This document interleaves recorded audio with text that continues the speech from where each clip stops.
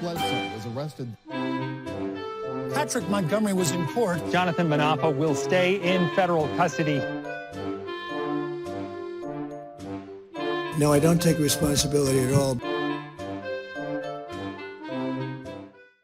Everyone, welcome to the show. 46-year-old Florida resident Jennifer Buteau traveled to D.C. with her husband, Jamie.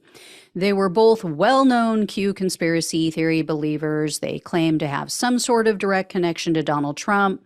They even appeared in an HBO docuseries called Q Into the Storm, which I highly recommend if you have not seen it. Really, really interesting. And in a Facebook post 2 days after the 2020 election, Buteau posited the idea or the theory, quote unquote, that, quote, there's no way Biden received the most votes in any presidential history. Our military is in control. Pray it is going to be biblical. On November 8th, Buteau commented on a post. She said that she would, quote, fight to the end. And then the following day, she commented on another post writing, quote, you seriously think Trump golfing 2 days in a row, taking pictures with a bride seems like we lost? They have fought for him for 4 years. You think he bowed down now? No fucking way. We have it all. Our military is in control. I trust the plan. And she wrote other posts in support of Trump, telling him she loved him and using the QAnon hashtag for where we go one, we go all. Well, on January 6th, the Buteaus were seen illegally entering the Capitol, and they made their way through various areas of the building. They followed the police to an area where there were rolling doors, and as the police tried to pull them down to secure other parts of the Capitol, Buteau was seen placing a trash can and a chair under one of the doors. This was so it couldn't close. And then her husband threw a chair at the police. Then Buteau and the rest of the mob chased the police down a flight of stairs. And the Buteaus walked around the building for a while. Then they finally exited, but they remained on the Capitol grounds for a while after that. And they moved to an area just outside a set of doors that the police were trying to secure. And they were trying to push people out of the building at the same time. That was the real struggle. People think that the police were holding doors open. There were some photos where it looked like the police were holding doors open because they were pushing people out. They were trying to get some people out who had gotten in through other means, and then they were trying to also keep new people from coming in at the same time. Anyway, at one point, Buteau was hit in the face with pepper spray.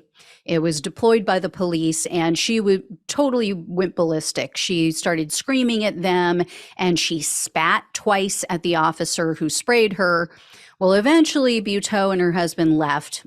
That night, she texted a friend, and she admitted, quote, okay, we were a little violent breaking down window and doors to break in Capitol.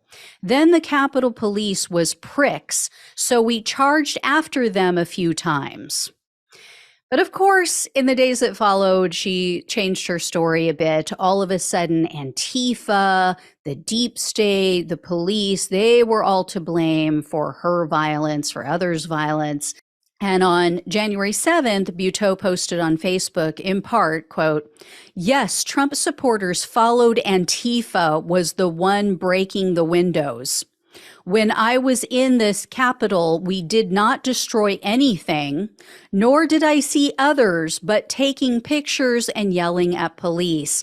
Police was violent at times because Antifa agitators that was dressed up as Trump supporters was getting in their face and trying to get us in to get in their face also.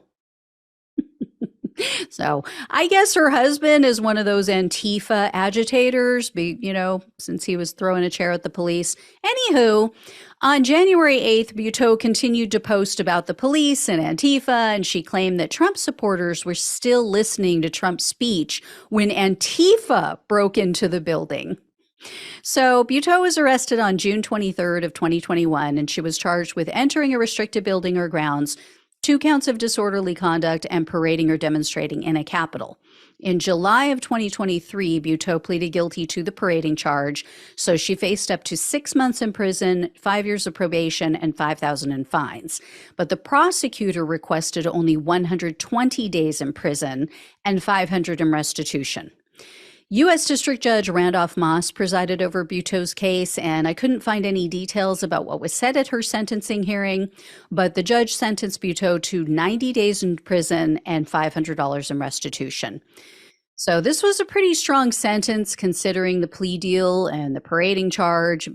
Most people just get a slap on the wrist with probation only for this. As I've said before, though, I believe 2 to 3 months should be the mandatory minimum for nonviolent January 6 defendants, because they helped, they added to the chaos. They assisted without trying to in the violence. So good on this judge. I appreciate it. So if I hear any more, I will let you all know. Thank you so much for watching and listening. Please like, share, and subscribe. Please donate if you possibly can. Links are below in the description box on YouTube and the podcast. Love you all. Take care. Talk with you soon.